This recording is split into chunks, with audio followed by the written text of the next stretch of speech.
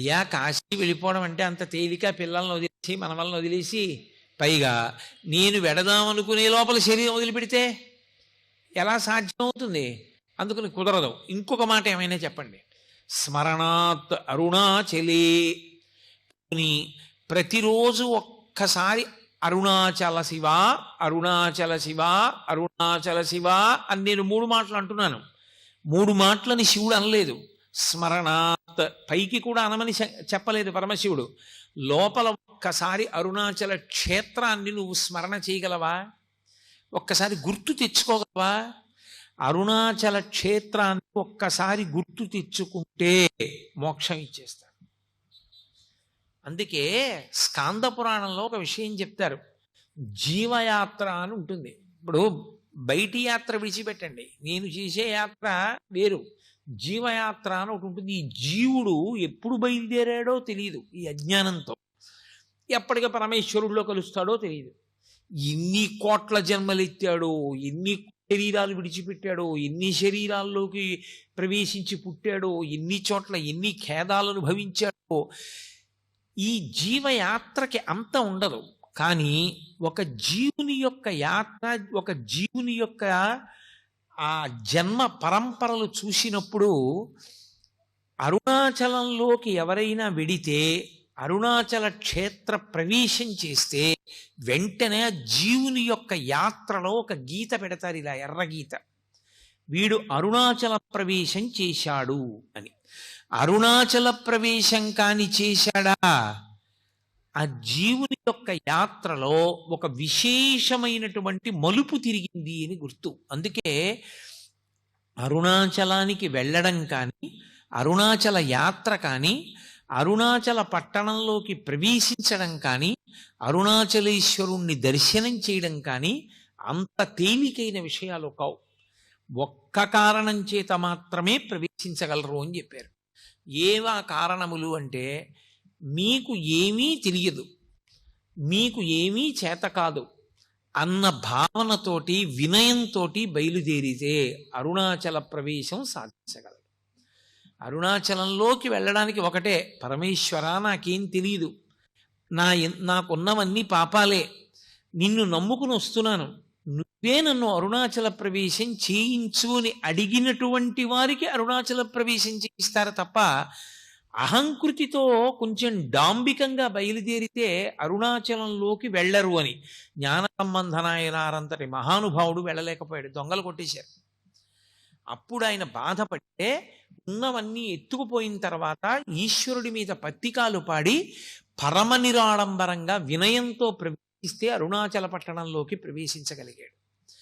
అరుణాచలం అంత గొప్ప క్షేత్రం.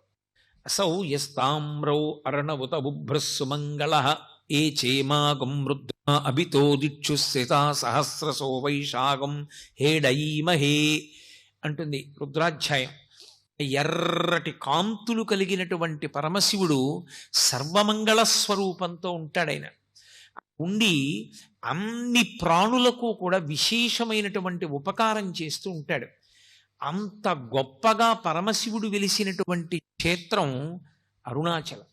మనం ఎక్కడికైనా శైవ క్షేత్రానికి వెడితే ఆ శివాలయంలో ఉండేటటువంటి శివలింగం ఏది ఉంటుందో దాన్ని మాత్రమే ప్రధానమైన శివస్వరూపంగా భావన చేస్తాం. ఉదాహరణకి మీరు కంచి వెళ్ళారనుకోండి, ఏకాంబరీశ్వరలింగము అని ఆ కాంచీపురంలో ఉండేటటువంటి పృథివీలింగమే గొప్పది.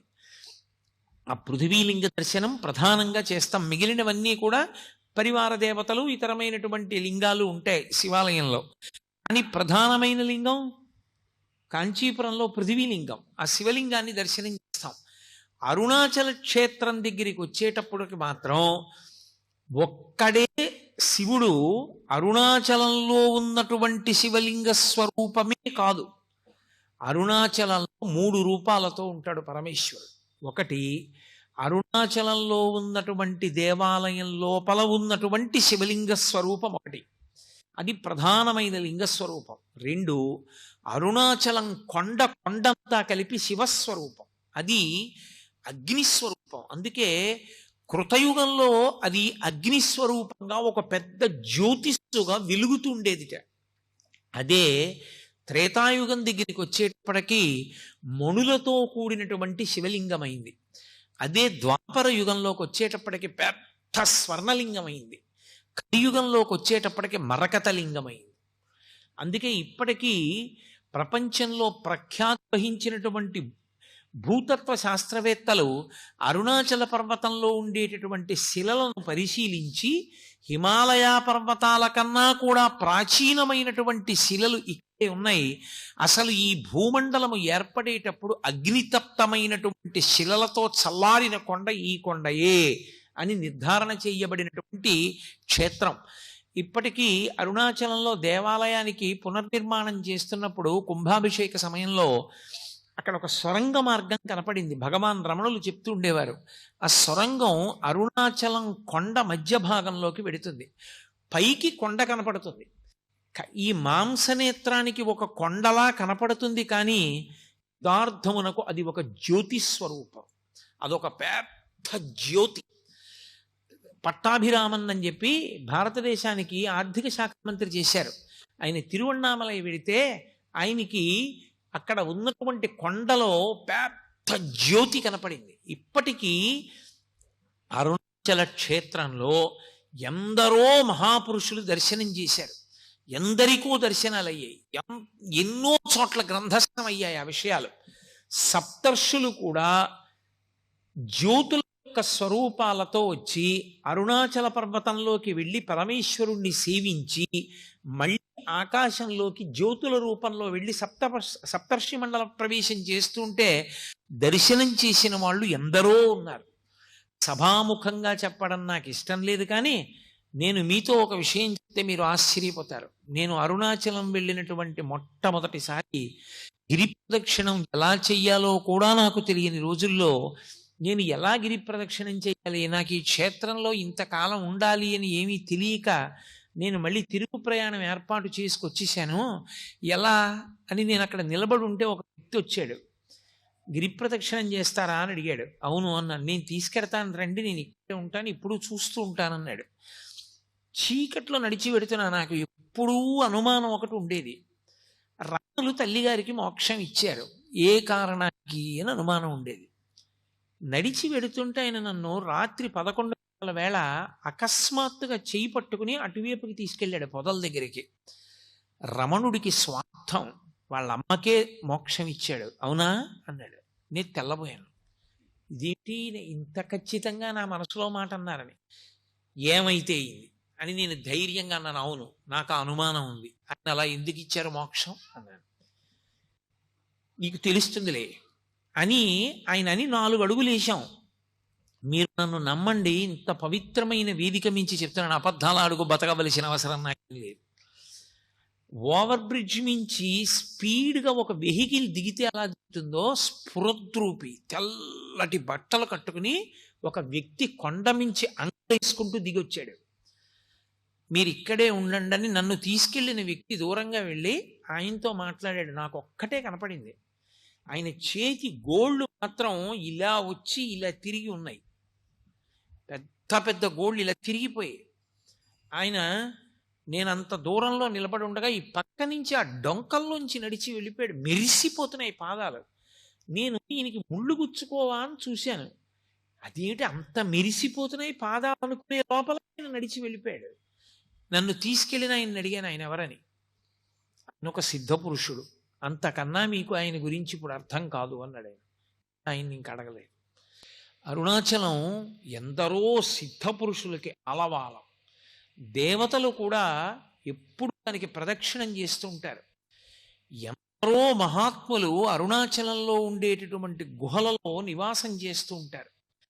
అంత గొప్ప పర్వతం, ఆ పర్వతం అంతా శివస్వరూపం, ఆ కొండంతా శివుడే. అందుకే ఒక్క అరుణాచల క్షేత్రంలో మాత్రమే ఒక మినహాయింపు. 24 మైళ్ళ దూరం ఆ కొండ చుట్టూ 24 మైళ్ళ దూరం దాని యొక్క తేజస్సు పడుతుంది. ఆ తేజస్సు ఉన్న లోపల దీక్షా నియమాలు లేవు, ఏ దీక్ష అక్కడ అవసరం లేదు. భగవాన్ రమణులు గోచి పెట్టుకుని ఉండేవారు, ఒక నూలు గోచి. ఆయన గోచి పెట్టుకుని కూర్చున్న రోజుల్లో శృంగగిరి పీఠం నుంచి ఒక పండితుడు ఒక ఆయన వచ్చారు. అప్పటికి నృసింహభారతి స్వామి వారు పీఠాధిపత్యంలో ఉన్నారు. అయ్యా, మీరు అన్నీ విడిచిపెట్టేశారు, మీకు ఏవీ బంధనాలు లేవు, కానీ ఇలా తెల్లటి గోచి పెట్టుకుని ఉండడం కన్నా సన్యాస దీక్ష తీసుకుంటే బాగుంటుంది. సన్యాస దీక్ష కాదంటారా? అథవా మీరు ఒక కాషాయ గోచి పెట్టుకుంటే బాగుంటుంది అన్నారు. రమణులు ఏం మాట్లాడలేదు. ఆయన అప్పుడు విరూపాక్ష గుహలో ఉన్నారు కొండ మీద. నేను కిందకి వెళ్ళి స్నానం చేసి భోజనం చేసి 3 గంటలకు వస్తాను, ఏమైనా మనసు మార్చుకుంటే చెప్పండి అని కిందకి వెళ్ళారు. ఈలోగా ఒక వృద్ధుడు వచ్చి ఒక పెద్ద పుస్తకాల మూట ఒకటి అక్కడ దింపాడు. నేను ఇంకా స్నానం చేయలేదు, స్నానం చేసి వస్తాను, ఈ మూట చూడు అని రమణులకి చెప్పి వెళ్ళి రమణులు కిందకి దిగి ఆ మూటలో పైన ఉన్న పుస్తకాన్ని ఇలా తీశారు. దాని బట్టకి నొక్కుంది. ఎక్కడ నొక్కుందో అక్కడ తీసి చూస్తే సంస్కృతంలో ఉన్నటువంటి అరుణాచల మహాత్మ్యం పుస్తకం. ఆ పుస్తకంలో ఉంది, ఆ కొండకి 24 మైళ్ళ పరిధిలో ఏ దీక్షా నియమము లేదు, అందుకని సన్యాస దీక్ష అని ప్రత్యేకంగా తీసుకుని ఉండవలసిన అవసరం లేదు అరుణాచలంలో అని. ఆ వచ్చిన పండితుడికి అది చూపిస్తే తెల్లబోయి వెళ్ళిపోయారు. చిత్రం ఏమిటంటే ఆ వచ్చినవాడు ఎవరో కాదు, భగవాన్ రమణుల్ని ఆదుకోవడానికి ఆ పుస్తకాలు పట్టుకుని పరమశివుడు వచ్చి ఆ మూట అక్కడ పెట్టాడు. ఇక మళ్ళీ రాలేదు ఆయన. ఆ బ్రాహ్మణుడు వచ్చి ఆ పుస్తకాలు భగవాన్ రమణుల దగ్గర తీసుకోలేదు. అంతటి పరమ సత్యమైనటువంటి క్షేత్రం ఆ క్షేత్రము. అక్కడ కొండ, శివలింగము, అరుణాచలేశ్వర దేవాలయంలో ఉన్నటువంటి శివలింగము అరుణాచల పర్వతం లోపలే ఉన్నటువంటి ఒక పెద్ద గుహ ఉన్నది అంటారు. ఇప్పటికీ అరుణాచల పర్వతం మధ్యలో ఉన్నది ఆ గుహ అంటారు. దానికే సొరంగ మార్గం ఉంది అని చెప్పేవారు రమణులు. అరుణాచల క్షేత్రంలో శివాలయాన్ని పునర్నిర్మాణం చేస్తున్నప్పుడు కుంభాభిషేక సమయంలో సొరంగం బయటపడింది. ఆ సొరంగం చిన్నగా అరుణాచల పర్వతం లోపల ఉన్న గుహ దగ్గరికి వెడుతుంది అంటారు. అక్కడ ఒక పెద్ద వటవృక్షం ఉంటుందని, ఆ మర్రి చెట్టు కింద దక్షిణామూర్తి స్వరూపంలో సిద్ధయోగి స్వరూపంతో పరమశివుడు ఇప్పటికీ కూర్చుని ఉంటాడని, సనక సనందనాది మహర్షులందరూ కూడా ఆయన్ని సేవిస్తూ ఉంటారని చెప్తారు. ఒకానొకప్పుడు భగవాన్ రమణులు అరుణాచల పర్వతం మీద నడిచి వెడుతుంటే విస్తరాకంత మర్రాకు ఒకటి వచ్చి గాలికి ఎగురుకుంటూ ఎండు ఆకు ఆయన కాలికి తగిలింది. ఆయన మర్రాకు పైకెత్తి చూసి విస్తరాకంత ఉంది, ఈ అరుణాచల పర్వతం మధ్యలో ఉన్న గుహలో పరమశివుడు దక్షిణామూర్తిగా కూర్చున్నాడు. ఆ చెట్టు ఆకే ఎగిరొచ్చింది. నేను దర్శనం చేస్తానని బయలుదేరాడు. ఆయన కొంత దూరం వెళ్ళేసరికి ఆయన కాలు అనుకోకుండా అక్కడ ఉన్న ఒక పొదలో ఉన్న తేనె పట్టుకు తగిలింది. తేనె పట్టులో ఉన్న ఈగలన్నీ పైకి జుమ్మని లేచాయి. వెంటనే రమణులు అన్నారు, ఈ కాలు తప్పు చేసింది, వాటి గూడు కదిపింది, కాబట్టి ఇది శిక్ష అనుభవించాలని ఆ కాలు ఒక రాయి మీద పెట్టి వదిలిపెట్టేశాడు. ఆ తేనెటీగలన్నీ వచ్చి ఆయన కాలు కుట్టగలిగినంతసేపు కుట్టాయి. ఇంత లావున వాచిపోయింది. ఆ వాచిన కాలు ఈడ్చుకుంటూ ఆయన కిందకి దిగి వచ్చేశారు. పళనిస్వామి అని అప్పుడు ఆయనకి సేవ చేస్తూ ఉండేవాడు. అతను శ్రావణం తీసుకొచ్చి ఆ తేనెటీగల యొక్క ముళ్ళు ఆయన కాల్లో విరిగిపోయిన వాటన్నింటినీ బయటికి లాగేశాడు. కానీ ఆయన శరీరాన్ని విడిచిపెట్టేసే పర్యంతము రమణుల యొక్క ఒక కాలు చాలా లావుగా ఉండేది. ఇప్పటికీ మీరు రమణాశ్రమానికి వెళ్ళి ఆయన యొక్క ఫొటోస్ చూస్తే ఒక కాలు లావుగా కనపడుతుంది. కారణం, ఆ దక్షిణామూర్తి దర్శనానికి ప్రయత్నం చేసినప్పుడు రమణ మహర్షి యొక్క ఒక కాలుని తేనెటీగలు కుట్టి, ఆ తర్వాత ఎవరిని వెళ్ళొద్దని చెప్పేవారు రమణ మహర్షి. ఆయన మాట వినకుండా వెంకటరామయ్య గారని ఒక ఆయన స్నేహితులు కలిసి అరుణాచలంలో మేము దక్షిణామూర్తి దర్శనం చేస్తామని బయలుదేరారు. తీరా వాళ్ళు బయలుదేరి వెళ్ళిన తరువాత వాళ్ళు మార్గంలో చాలా చాలా కష్టాలు పడి వాళ్ళకి అసలు వెనక్కి తిరిగి వచ్చే మార్గం మర్చిపోయి ఉండిపోయారు. ఆ పైన ఉండిపోతే ఇక్కడ రమణుల యొక్క అనుగ్రహం వల్ల, కొండ కింద రమణులు చేసిన సంకల్పం వల్ల వాళ్ళు మళ్ళీ చీకటి పడిన తర్వాత కొండ దిగొచ్చారు. అప్పటి నుంచి ఎవ్వరూ ఆ సిద్ధయోగి దర్శనం చేసే ప్రయత్నం చెయ్యరు. కానీ ఇప్పటికీ పరమేశ్వరుడు అక్కడ దక్షిణామూర్తిగా మర్రి చెట్టు కింద కూర్చుంటాడని ఎందరో సిద్ధులు, యోగులు, దేవతలు ఆయన యొక్క దర్శనానికి వచ్చి వెడుతూ ఉంటారని ప్రతీతి. అలా అరుణాచల క్షేత్రం ముందు 3 రూపాలతో ఉంటాడు పరమశివుడు. అంత గొప్ప క్షేత్రంలో పరమేశ్వరుడు శివలింగంగా ఆవిర్భవించిన తరువాత అక్కడ జరగవలసినటువంటి పూజాది కార్యక్రమాలు ఎలా జరగాలి అన్న విషయాన్ని ఆయనే నిర్ణయం చేసి గౌతమ మహర్షిని ఆదేశించాడు. ఆర్యాద్విషతి అన్న గ్రంథాన్ని రచన చేసి కంచిలో కామాక్షి అమ్మవారి యొక్క దేవాలయ పూజా విధానాన్నంతటి నిర్ణయం చేసినటువంటి వాడు దుర్వాసో మహర్షి. అరుణాచలంలో ఏ ఏ సేవలు జరగాలి, ఏ ఏ దేవాలయాలు ఉండాలి, ఏ ఏ పూజలు ఎలా చెయ్యాలి అని నిర్ణయం చేసిన వాడు పరమశివ భక్తి తత్పరుడైనటువంటి గౌతమ మహర్షి.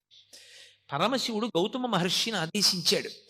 ఆదేశించినప్పుడు ఈ క్షేత్రానికి అంతటికీ కూడా కాపలాదారుగా ఉండి క్షేత్రపాలకుడుగా ఉండవలసినటువంటి వాడు కాలభైరవుడు. ఈ క్షేత్రానికి స్థలవృక్షం ఇప్ప చెట్టు. ఇప్ప చెట్టు స్థలవృక్షంగా ఉంటుంది. ఇప్పటికీ లోపల ఇప్ప చెట్టు ఉంది. తలనీలాలు దాని కిందే తీస్తూ ఉంటారు. ఇప్ప చెట్టు ఉంటుంది. కిందే భగవాన్ రమణులు కొంతకాలం తపస్సు చేశారు. అలాగే ఇక్కడ నటరాజు ఉండాలి.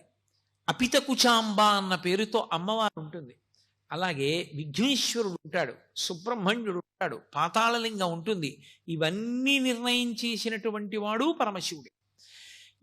అక్కడ ఏ ఏ సేవలు జరగాలో, ఏ ఏ పూజలు జరగాలో నిర్ణయం చేసిన వాడు పరమశివుడు. అందుకే అరుణాచల క్షేత్రంలో 3 ఉత్సవాలు జరుగుతాయి. అందులో 2 ఉత్సవాలు చాలా పెద్ద ఉత్సవాలు.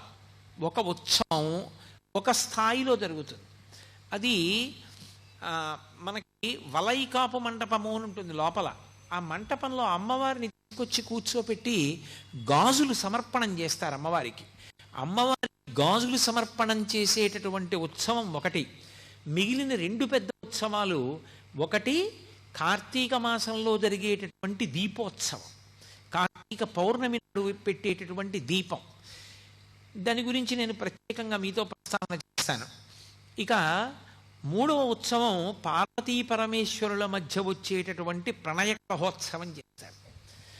ఎందుకు వాళ్ళిద్దరి మధ్య ప్రణయ కలహం రావాలి అంటే, భృంగి అని పరమశివుని దగ్గర ఉండేటటువంటి ప్రమదగణాల్లో ఒకడు. ఆయనది ఒక విచిత్రమైనటువంటి వ్యక్తిత్వం. ఆయనకి 3 కాళ్లతో ఉంటాడు. ఇప్పటికీ మీకు కంచిలో కనపడతాడు. అలాగే మళ్ళీ శ్రీకాకుళం దగ్గర ఉన్నటువంటి క్షేత్రం పరమశివ సందర్భమైనటువంటిది, ఆయన స్పర్శ కలిగినటువంటిది శ్రీముఖలింగం. ఆ శ్రీముఖలింగ క్షేత్రంలో దేవాలయానికి ప్రదక్షిణం చేస్తున్నప్పుడు వెనక గోడ మీద ఉన్నాడు భృంగి. 3 కాళ్లతో ఉంటాడు ఆయన. ఆ భృంగి ఒక్క శివుడికే భక్తుడు, అమ్మవారికి నమస్కారం పెట్టేవాడు కదా ఆయన. పరమశివుడికి ఒకటే ప్రదక్షిణం చేసేవాడు, పరమశివుడికి ఒకడికే పాదాలకి నమస్కారం చేసేవాడు. అమ్మకు రోజున ఆగ్రహం వచ్చింది, ఏమిటి ఎప్పుడు ఆయనకే ప్రదక్షిణం చేస్తాడు, ఆయనకే నమస్కారం చేస్తాడు, అసలు నా వంక కూడా చూడడం ఇదేం భక్తి, ఏం చేస్తాడో చూస్తానని భృంగి వస్తూ అమ్మవారు పరమశివుడి యొక్క వామార్థ భాగంలోకి వెళ్ళిపోయి అర్ధనారీశ్వర స్వరూపాన్ని పొందింది. ఇప్పుడు ఎలా ప్రదక్షిణం చేస్తాడు? చెయ్యాలంటే మరి నేను ఉన్నానుగా ఎడం పక్కన, ఏం చేస్తాడో చూస్తానంది. ఆయన తేనెటీగ అయిపోయి పరమశివుడికి పార్వతీదేవికి మధ్యలో తొలిచి కన్నం చేసి ప్రదక్షిణం చేశాడు తప్ప అమ్మవారికి ప్రదక్షిణం చేయలే. ఆ భృంగికి మోక్షం ఇస్తానన్నాడు పరమేశ్వరుడు. అమ్మవారు ఒక్కనాటికి ఇవ్వడానికి వీల్లేదు. కాదు, భృంగి ఇంత గొప్పవాడు, ఇంతటి ఉదారమైన మనస్సున్నవాడు పార్వతి, నా మీద భక్తి ఉంటే నీ మీద భక్తి ఉన్నట్లే, అందుకని అతనికి మోక్షం ఇస్తానంటాడు పరమేశ్వరుడు. ఇప్పటికీ అరుణాచలంలో ఆ ప్రణయ కలహం అక్కడ ఉన్న అర్చకులు నిర్వహిస్తారు. ఎంత అద్భుతంగా నిర్వహిస్తారు. ఆ ఉత్సవం జరిగినప్పుడు పరమేశ్వరుడు భృంగికి మోక్షం ఇచ్చేస్తాడు. పార్వతీదేవికి కోపం వచ్చి అపితకుచాంబ అమ్మవారు దేవాలయంలోకి వెళ్ళి తలుపులు వేసేసుకుంటారు. పరమశివుడు ఒక్కడే గిరి ప్రదక్షిణానికి వెడితే దొంగలు దోచుకుంటారు. ఇప్పటికీ ఆ దొంగల తోపు అని అవన్నీ చేస్తారు. ఆ ప్రణయ కలహోత్సవం 2వ పెద్ద ఉత్సవం. అన్నీ నిర్ణయం చేసినటువంటి వాడు గౌతమ మహర్షి. ఎవరి ఆజ్ఞ మేరకి? శివాజ్ఞ మేరకే చేశాడు. అటువంటి అరుణాచల క్షేత్రంలో ఆ దేవాలయ ప్రాంగణం అత్యద్భుతమైనటువంటి ప్రాంగణం. బహుశः దక్షిణ భారతదేశం మొత్తం మీద ఏ దేవాలయంలోనూ కూడా అంత పెద్ద గోపురాలు మీకు ఎక్కడా కనపడవు. అంతంత పెద్ద పెద్ద గోపురాలు. ప్రత్యేకించి అరుణాచల క్షేత్రంలో తూర్పు గోపురం శ్రీకృష్ణదేవరాయల వారు కట్టించారు. శ్రీకృష్ణదేవరాయల వారు కట్టించినటువంటి ఆ గోపురం ఇక అంత పెద్ద గోపురం మీకు ఎక్కడా కనపడదు. దాన్ని ఎవరైనా ఇలా తలెత్తి చూడవలసిందే. అబ్బా ఎంత పెద్ద గోపురం అంటారు. అంత గొప్ప గోపురం. అరుణాచల క్షేత్ర వైభవంలో గొప్పతనం ఏమిటంటే దాని ఉత్తర గోపురాన్ని కట్టించేటువంటిది ఒక ఆడావిడ. ఆ స్త్రీమూర్తి పేరు అమ్మణ్ణి అమ్మన్. ఆవిడ చాలా చిత్రమైన వ్యక్తి. ఆవిడ పరమశివుని యొక్క అనుగ్రహం చేత ఆవిడికి గొప్ప యోగశక్తులు కలిగాయి. ఆవిడికి గోపురం కట్టించాలని కోరిక. ఆవిడ ప్రతి ఇంటి ముందుకి వెళ్ళి గోపురం కట్టడానికి చందా అడిగేది. డబ్బులు లేవంటారేమోనని ఆవిడ ఇంటి ముందు నిలబడి ఆ ఇంట్లో ఇనప్పెట్టె ఎక్కడుందో, ఇనప్పెట్టెలో ఎక్కడ డబ్బు పెట్టారో ఆ డబ్బు ఎంత ఉందో చెప్పేది. ఇంట్లో ఎక్కడెక్కడ దాచారో, ఎక్కడెక్కడ దాచిన డబ్బు ఎంత ఉంటుందో చెప్పి గోపురం కడుతున్నాను డబ్బు ఇమ్మని అడిగేది. హడిలిపోయి పట్టుకెళ్ళి డబ్బు ఉండేవారు. ఆవిడ తన యోగశక్తి చేత ఇళ్ల ముందు నిలబడి ఇంటి లోపల ఉన్న పెట్లలో డబ్బు ఎంతుందో చెప్పి వసూలు చేసిన డబ్బుతో ఉత్తర గోపురాన్ని కట్టింది. అలాగే అక్కడ ఒక గోపురాన్ని భళ్ళాల మహారాజు కట్టాడు. భళ్ళాల మహారాజు అపారమైనటువంటి శివభక్తుడు. ఆయనకి 2 భార్యలు. ఆయన విభూతి పుండ్రాలు పెట్టుకుని బొట్టు పెట్టుకుని ఏ శివభక్తుడైనా జంగమదేవరైనా సరే కోరినది ఇచ్చేస్తుండేవాడు. అటువంటి భళ్ళాల మహారాజు గారు రాజ్యం చేస్తున్న రోజుల్లో ఆయనకి సంతానం లేదు. సంతానం లేకపోయినా ఆయన పరమశివుని యందు అంత భక్తితో రాజ్యం చేస్తున్నాడు. పరమశివుడు ఆయన పరీక్షించాలి, అనుగ్రహించాలి అనుకున్నాడు. ఒక పెద్ద జంగమదేవర వేషం కట్టి తనతో పాటు కొంతమంది జంగమయ్యల్ని తీసుకుని ఒక చీకటి పడే వేళటికి భళ్ళాల మహారాజు ఇంటికి వచ్చాడు. ఆయన వెంటనే వాళ్ళందరినీ స్వాగతం పలికాడు, అర్ఘ్యపాద్యాదులు ఇచ్చాడు, వాళ్ళని సేవించాడు, కూర్చోపెట్టి వాళ్ళందరినీ కూడా చక్కగా మర్యాద చేసి విశ్రాంతి తీసుకోమన్నాడు. ఈ పెద్ద జంగమదేవరు అన్నాడు, నాతో వచ్చిన జంగమయ్యలకి నాకు దేవదాసీల్ని అన్నాడు. దేవదాసీల్ని తీసుకొచ్చి జంగమయ్యలందరికీ ఇచ్చారు. ఒక్క పెద్ద జంగమదేవరికి మాత్రం దేవదాసి లేదు. అయ్యో ఈయనకొక్కడికి దేవదాసిని ఇవ్వలేని బాధపడినటువంటి రాజు తల పట్టుకుని కూర్చుంటే ఆయన 2వ భార్య పేరు చెల్లమ్మ. ఆవిడ వచ్చింది, ప్రభు మీరు చింతపడకండి, శివసేవలో లోపం రాకూడదు, నేను దేవదాసిగా ఆయన దగ్గరికి వెడతానంది. వెళ్ళమన్నాడు మహారాజు. ఆవిడ ఆ పెద్ద జంగమయ్య పడుకున్నటువంటి గదిలోకి వెళ్ళి ఆయన నిద్రపోతున్నట్టు నటిస్తున్నాడు. ఆయన నిద్ర లేపడానికి ముట్టుకుందిలాగా. ముట్టుకోగా పసిపిల్లవాడైపోయి ఏడిచాడు. అరే పిల్లవాడైపోయాడు, చేతుల్లో పట్టుకుని రాజు దగ్గరికి తీసుకొచ్చింది. మహారాజా పెద్ద జంగమదేవర పిల్లవాడైపోయాడు, ఇదిగో తీసుకొచ్చాను, పరమేశ్వరుడే అనుగ్రహించాడు మనకి కొడుకు అని ఇచ్చింది. రాజు ఆ పిల్లాడిని ముట్టుకోగానే పిల్లవాడు అంతర్ధానం అయిపోయాడు. అంతర్ధానం అయిపోయి కొడుకులు లేరు అని వగచావు కాబట్టి నీకు నేనే కొడుకునవుతున్నాను. నేనే కొడుకునై నీ శ్రాద్ధ కర్మ నేనే చేస్తాను ప్రతి సంవత్సరం. నీ శరీరం పడిపోయినప్పుడు నీకు సంస్కారం నేనే చేస్తానన్నాడు. సర్వం శ్రీ ఉమామహేశ్వర పరబ్రహ్మార్పణమస్తు. స్వస్తి.